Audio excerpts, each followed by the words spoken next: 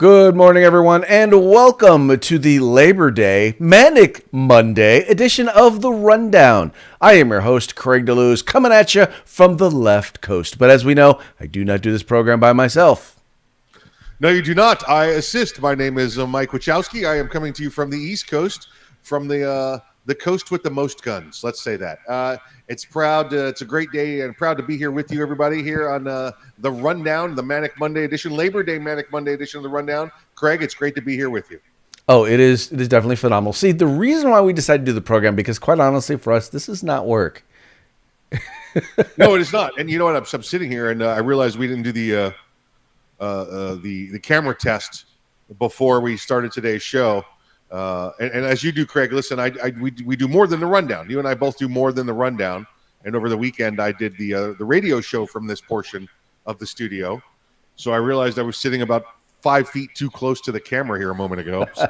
So sorry, folks, you had to come in with my head from top of your screen to bottom of your screen. I just moved back a little bit. So yeah, Mike was looking like he was still too close. It looked like he gained a little weight. Yeah, look, I was right here. I started the program right here all of a sudden. Yeah, that's funny when you do, the fact that we do have so many different things that we do. It's like we're always readjusting stuff in order to make it fit for whatever program we're working on. So anyway, but we appreciate your patience, Yes. Thank you very much. Yeah. Now we're back to normal size and everything here. The light. We didn't do the light check. We didn't do any of that. So anyway, so are we gonna be putting anything on the grill today? On the grill today, listen. I've got a very awesome grill. It's one of them grills that's got gas. It's got regular charcoal. It's got a burner on one side, smoker on the other, and I love it. And it's about 4 or 5 years old now, so it's got about 3 good grills left in it. Three good sessions left in it. So I try not to do small things on it. I want to do large things on it because I know at some point it's just going to crumble away. Because remember, unlike where you are, Craig, I'm in Florida, so you can, unless you bring it inside at night, 4 years tops is the most you're going to get out of a grill here because it's going to just rust away. Wow, I never think about. I never think about that, but yeah, I guess that is one of the downsides of being there in Florida. But it's also an excuse to go buy a new grill every 4 or 5 years. Oh, yeah. Oh, absolutely. Yeah, I'm definitely looking for one. This one had, listen, when you look at grills here, you're like, okay, how thick's the steel?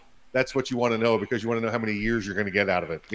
If you just go buy those cheap Wally World ones, you're going to get 1 or 2 seasons out of it most before they start to rot apart at the seams. So right. I love grilling, and I even got one of those little indoor grills that I could grill on. Not a George Foreman, but like a regular. Well, if it ain't a George Foreman, it ain't a real indoor grill. Right, exactly. Yeah, but I got one of them smokeless flame grills, So, so there'll definitely be some grill going on. I got some steaks out right now. We have both a Blackstone griddle as well as we have a Camp Chef smoker. So we're just still deciding which one we're going to do. The smoker obviously takes a little bit more time, but definitely comes out so much better. Yeah. The Blackstone is actually, I like it because it's actually very convenient, easy to clean, very durable. Might wind up using the Blackstone, to make breakfast tomorrow, or it's great because you can do everything right there on one griddle. I've got the griddle. I've got the smoker. I love doing smoked meats, but you can't do smoked meats in Florida in the summer. You'll kill yourself. You got to wait till the winter to come around. So you get about 3-4 months out of it. But I've really gotten into, Craig, is cooking the steaks on the cast iron inside the house. Yes. Yeah. Yes. My son-in-law does that all the time. He's the master at it. Yep. Very good stuff. But if you want it done right, though, you have to be cool with rare to medium rare steak. My wife likes well, and I'm like, you can't. It's still too hard to do on a cast iron without burning it. The outer part, anyway. I won't cook a medium to well. Medium, maybe I'll give you, but medium well or well steaks. If you want that, you go somewhere else. I'm not cooking that steak for you. I won't do it. Totally understandable. Man has to have his standards. Yep. Must have the meats. Have the meats. Speaking of standards, let's get into today's first story. It's amazing, that, I'm looking right now, what's going on right now, all the things that are going on in Texas, whether it's the new abortion law or constitutional carry. And one has to remember, oh yeah, there's people running for office because all of a sudden Texas is starting to look a lot more like Texas in a lot of ways. And here's one. So we all know, we've talked about this over and over again, how the financial industry is basically coming after the gun industry and making it very difficult for them to do business.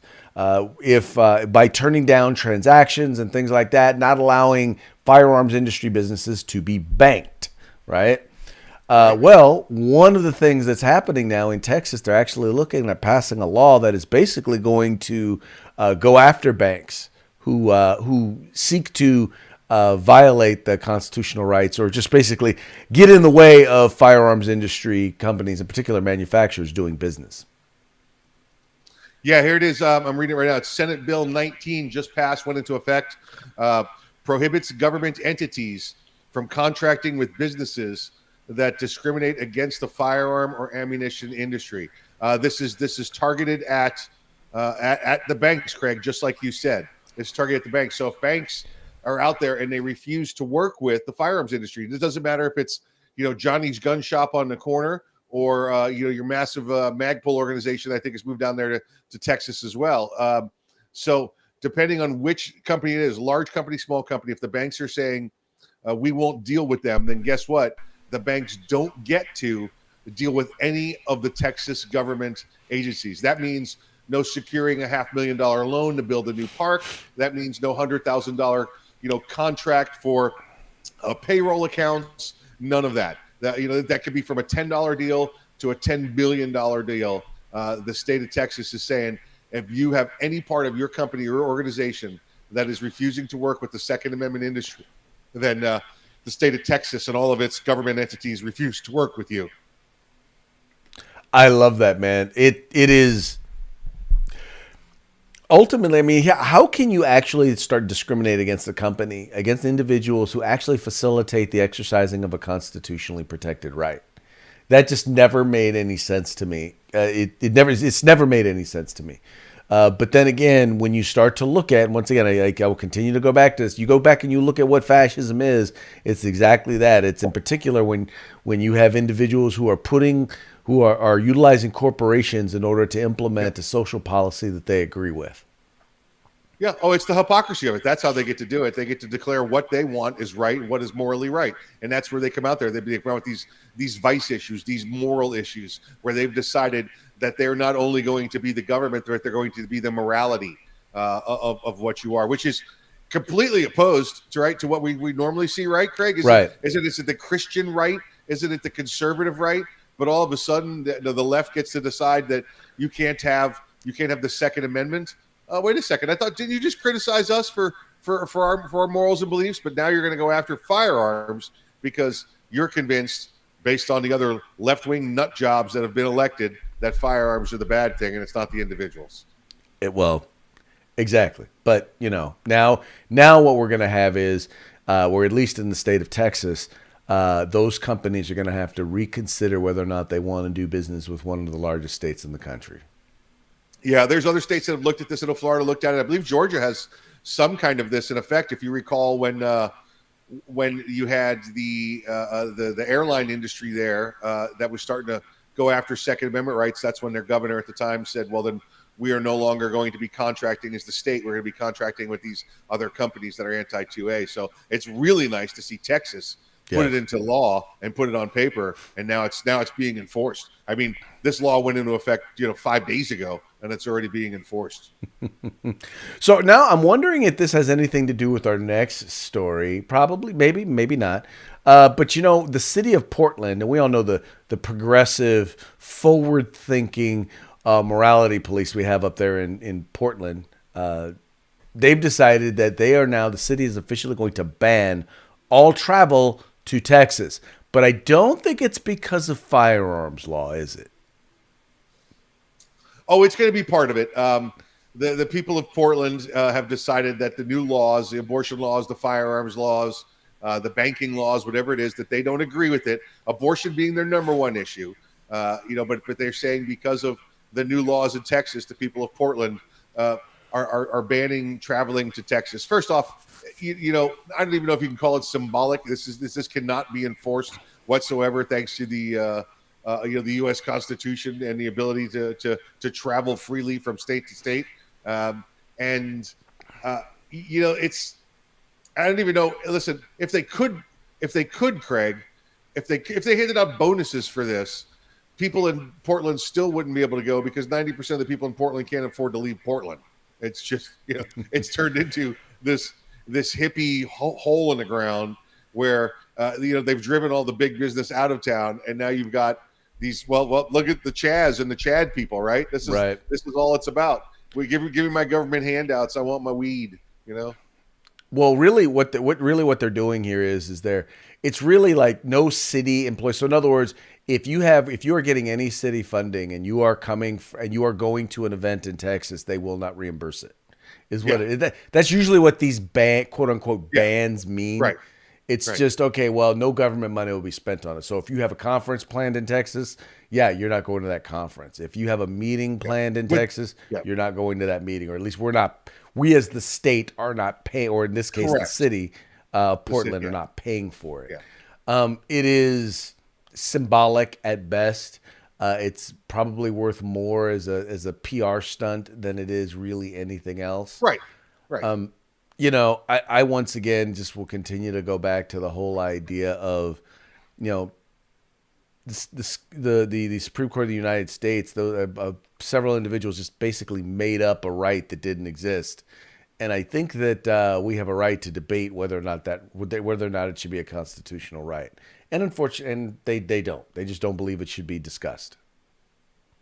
Yeah, listen, it's not a constitutional right. And I'm sorry. And I know that's the way it's been worded since 72, 73.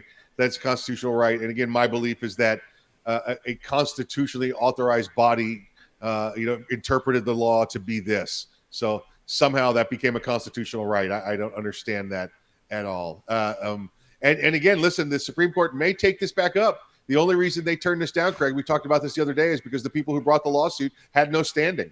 So, and this is a constitutionally strict court now. I don't care. Here's basically what they said: we don't care what the issue is. If you don't have the right to bring the issue to us, we're not listening to it. Right. We're setting some ground rules here, folks. Well, interestingly enough, if you go back and look at it, like right now, same-sex marriage, that's exactly what they did with same-sex marriage. Right. Because the state of California, who actually had standing at the time, it was Jerry Brown and there was Arnold Schwarzenegger and whoever the attorney general was. I think it was, who was the attorney general when he was? Maybe it was Jerry. Anyway, the attorney general of California and the governor of California refused to defend the law. Yeah. And so what happened was you had another organization. The organization that actually put up the ballot measure was trying to defend it, and they said, nope, you don't have standing. And that's how same-sex marriage got to be the law of the land, was because of standing. It had nothing to do with the Supreme Court actually ruling on the content of the substance of the content. Right. No, exactly right. So yeah, this is Portland's decided, Craig, that they're not going to pay for funds to go there, and you and I get some travel. Oh no, you're not. You had to back out, or you're still up in the air. But we got some Texas travel coming up soon. And listen, I'm not from Portland, but I love going to Texas the greatest part for me is when you get off the plane and they hand you a cowboy hat and a gun. So I love that part. Yeah. How about those cowboys? They're like, here you go. Here's a cowboy hat. Not that kind of cowboy hat, but right. Well, I guess they could, right? Hey man, check out the cowboy hat, man. There you go. Well, and I'll tell you, there are some folks who, they're not going to be very big fans of events like that, especially if they're pro-Trump events, because Eric Swalwell, and if you guys have never heard of Eric Swalwell, well, then your head has been buried in the sand. He ran for president. He's a left-wing kook wacko. I know this because I live in California. I know kooks and wackos when I see them, and he is one of California's finest kooks and wackos. But he basically came out and said that there was I guess it was a pro-Trump event, and they were basically saying that they were celebrating cop killers, Mike? Yeah, you got to find this guy's thinking to get there. The way he works. Yeah, first off, you're right. This guy is cuckoo for Cocoa Puffs. There's no doubt in anybody's mind on him. There's a rally coming up. I don't have the date in front of me, later in the year, a couple months down the road, in support of President Trump, or former President Trump, but not just.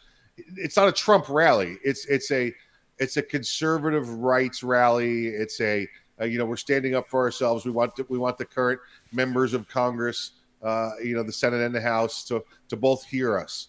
And he has said that these are people, and this is the main goal, is that they're there to support the people that were at the rally on the 6th of January.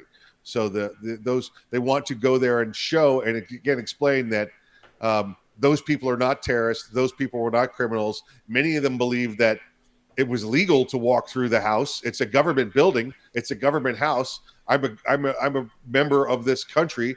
In any other government building in the country, you're allowed to walk through it because it's the people's building.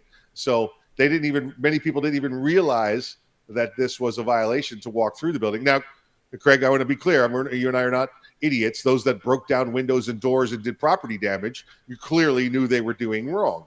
But the other 90% that followed in behind them to an open door, they may not have known, and we're seeing those people being charged. This is what this rally's for, is to go and support them. Well, Swalwell says that the people going to this rally are many people like the Oath Keepers and one of the other groups out there. But again, he calls the Oath Keepers an extreme right-wing hate group. And if you're a member of the extreme right-wing hate groups, then you support the killing of police officers that occurred at the Capitol, Craig, because that's what Swalwell is still stuck on. There's only one problem with that. Well, there's multiple problems. There was only one death at the Capitol that was caused by the riots. Only one. Yep. And it wasn't a cop. It was a veteran, unarmed woman shot by Capitol Police, who just recently admitted that he was in no fear whatsoever, and he pulled the trigger because she had done some property damage previously. Yeah. No, I'm sorry, but I don't understand how to continue to push that narrative. And it was funny because the New York Times pushed that narrative months after they knew that it wasn't true anymore. They continued to push that narrative. They updated their story like 3 months later, and they just kind of they didn't change the headline of the story. They just put like a little thing on there. The cause of his death was actually under investigation. But yeah, no, Eric Swalwell is the epitome of a liar. I mean, keep in mind though, this is also the same guy who had a Chinese spy, was sleeping with a Chinese spy anyway. So we're not going to give him points for being particularly bright. No, none whatsoever. He's clearly the poster child for marijuana consumption in California. We'll say that. Yeah. No, but once again, it's this sort of, though, hyperbole that comes from people who are supposed to be or considered to be respected elected officials. It's that sort of division, that sort of hyperbole that gets people further down the food chain in the grassroots all hyped up.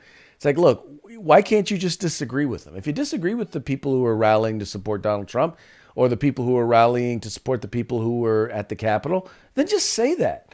You don't have to start calling them cop killers, especially when you folks at the same time are looking to let killers, period, rapists and murderers out of prison in the guise of, being smart on crime. There should be a test. There should be a test to be in office. I know it's not in the Constitution, Craig, but we have such idiots out there today. Listen, nothing difficult. How about, I don't know, the U.S. citizenship test? If you wanted to become a citizen of this country, and then maybe, I don't know, how about a criminal history background check and a drug test? I think we could do that, right? I mean, you're going to be accepting government funds, right? If you're a government employee, so shouldn't you have to pass those mandated tests that all other government employees have to? I don't know why not. Yeah, but that should happen before the campaign starts, though. Yeah. All that no sense in you spend all that money on a campaign and you're not qualified. Yeah, right. That's it. Well, he can't spend the money on the campaign because he's spending it on his other activities. Swalwell, like how to lie about weed and stuff and everything. Pretty much. But and by the way, this kind of leads us into our next story, and this is weird. So you guys have heard of the Defense Reauthorization Act? It's basically a budget bill, right? It's literally just a bill that has all of the information and the funding for the military.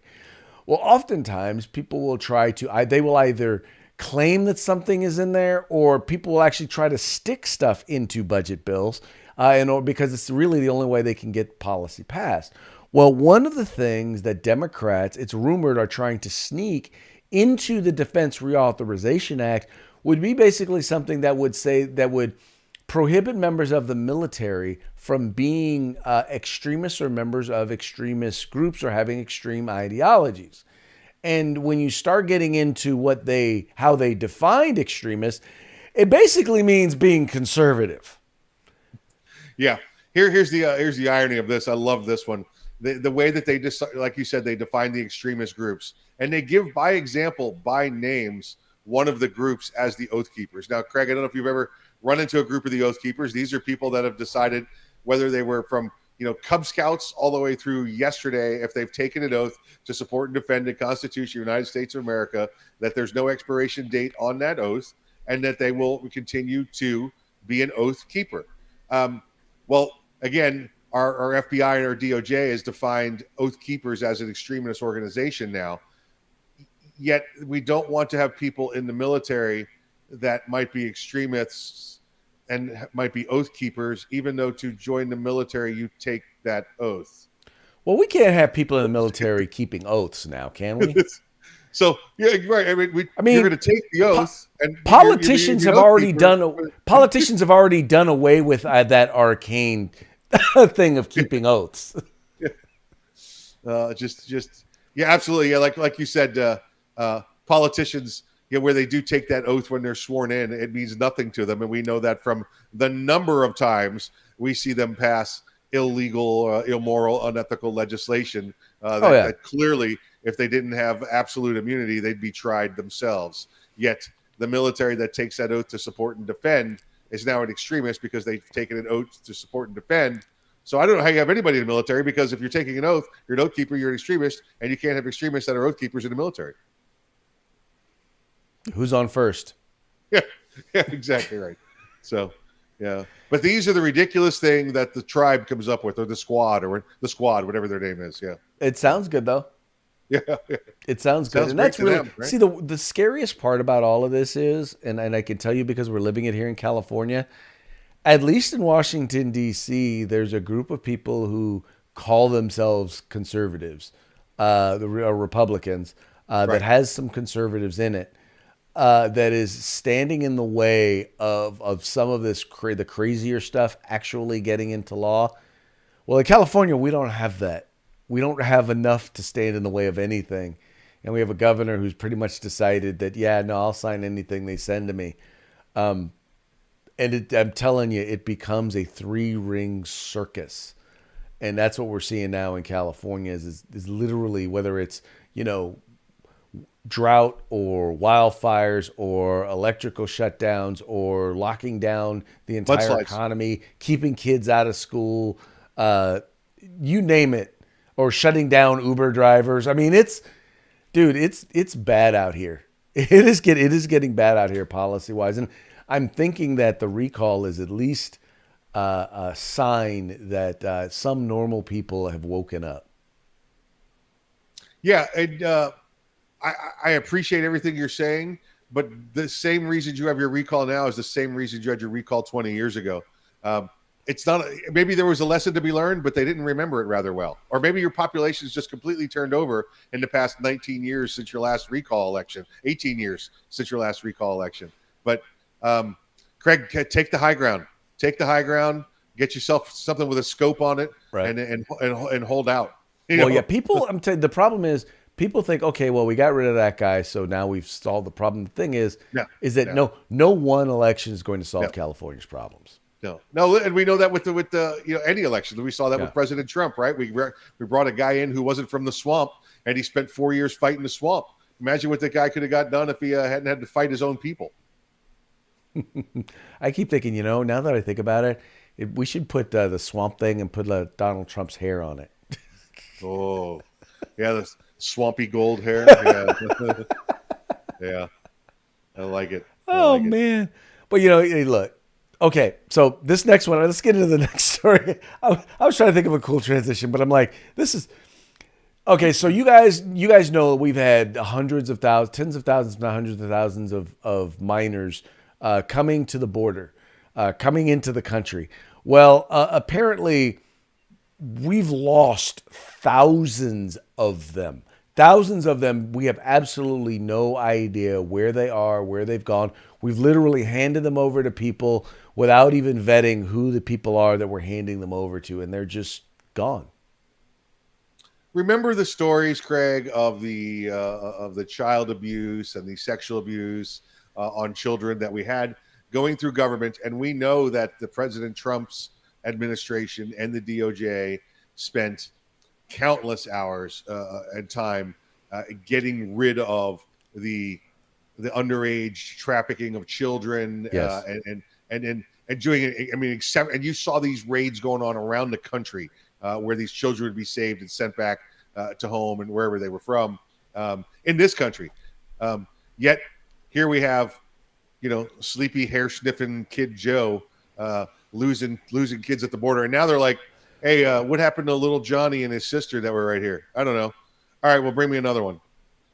What? They've lost thousands of children. Lost them. Do you have them? No, I don't have them. I thought you had them. Well, did you check in the back seat of the car? They're not there. All right. Well, next.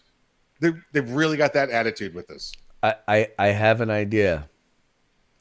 I think this is a problem that Joe Biden is uniquely qualified to solve. Yeah. I'm sure he can sniff them out. Listen, they give him they give him a little sniff of like a young Mexican child's hair, and then they say, "Go, Joe, go find him, and he just says, and he starts moving around the country like a canine looking for the drugs. He just found one. Give him the ball. He's good to go. Exactly. That's what I think. That's what I think we ought to do. But what's interesting is that you don't see a lot of this in the mainstream media. Mainstream media is literally there's nothing going on at the border. No, I'm nothing. like, there are hundreds of thousands of people streaming across our border that we know of. Right. That doesn't include the hundreds of thousands that we don't know about that got through undetected. Hundreds of thousands of them, and many of them, a huge chunk of them, are children, are unaccompanied minors. And we are losing them. We have no idea where they are. ABC, NBC, CBS, CNN, CNBC, MSNBC are saying nothing.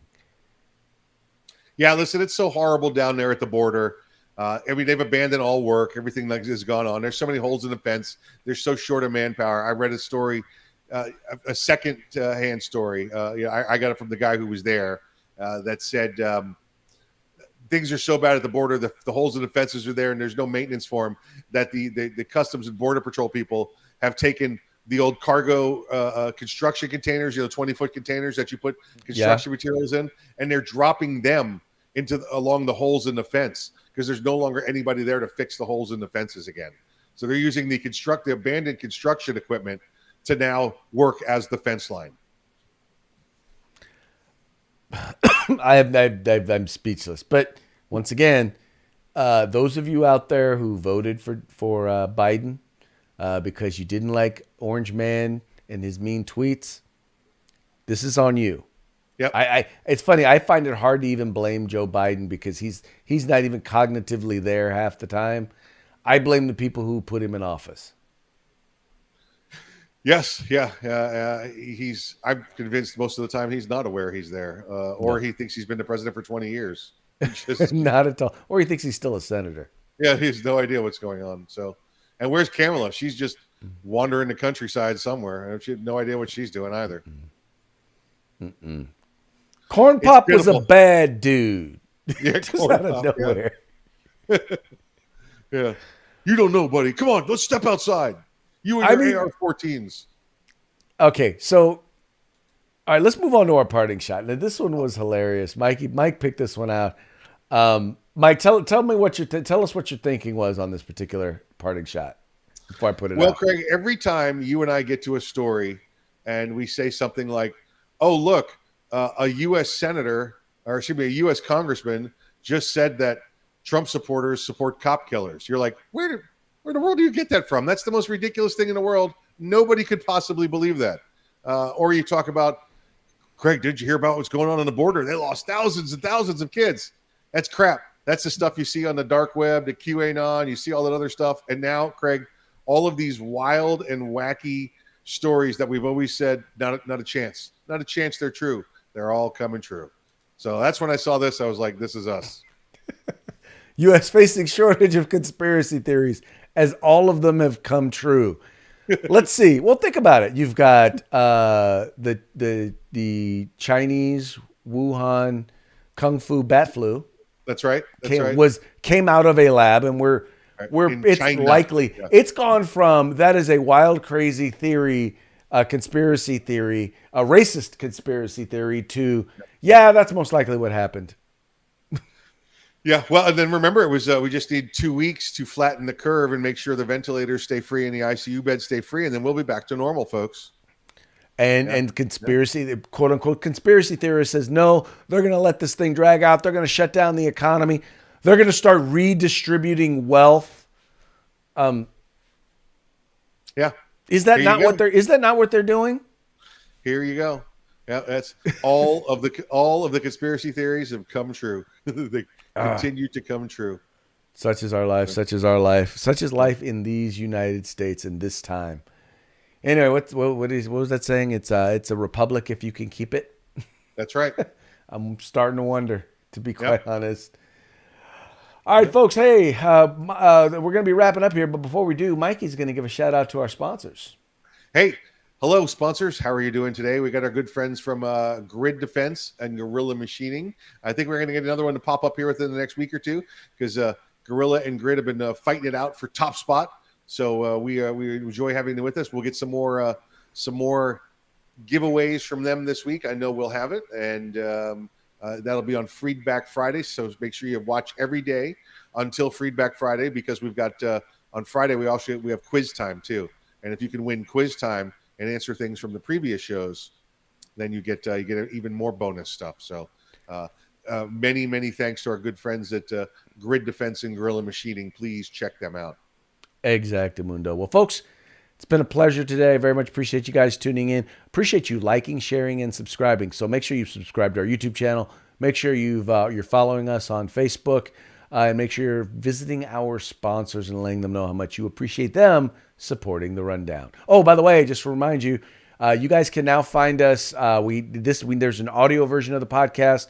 We're on Google Play, Spotify, soon to come to Apple and iTunes. Man, that sounds awesome. We should be on that show. We should get on that show. The Rundown audio. Yeah, that's it. Good stuff. Right. Good stuff. Talk to you folks later.